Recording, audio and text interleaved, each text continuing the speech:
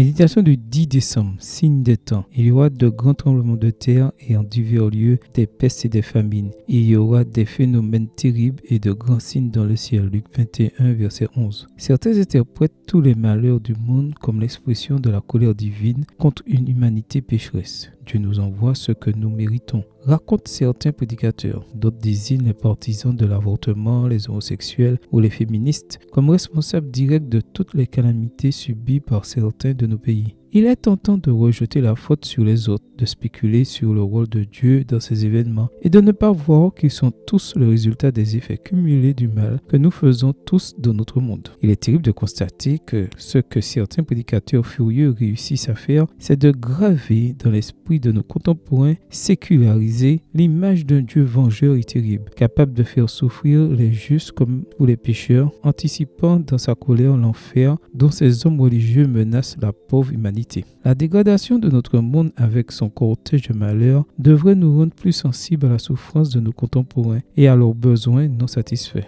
pas seulement spirituels. Notre réaction ne doit pas être de chercher des coupables collectifs à attaquer, mais de leur montrer que la seule solution et le seul remède à tous nos maux se trouve en Dieu et dans son amour. Les signes des temps ne doivent pas nous pousser à prêcher la haine contre qui que ce soit, mais à prier pour ceux qui en ont le plus besoin et à les aider à trouver le salut dans le Christ. Notre mission n'est pas de juger les coupables et encore moins de les justifier, mais d'apporter l'évangile à tous. C'est précisément au milieu de ces signes que notre mission doit apporter le soulagement à travers notre aide humanitaire, notre soutien pastoral, notre solidarité et nos prières, la foi et l'espérance, avec l'assurance qu'un jour, le bien triomphera du mal. Viens Seigneur Jésus. Apocalypse 22, verset 20. Amen. Bonne journée à vous et que le Seigneur vous bénisse.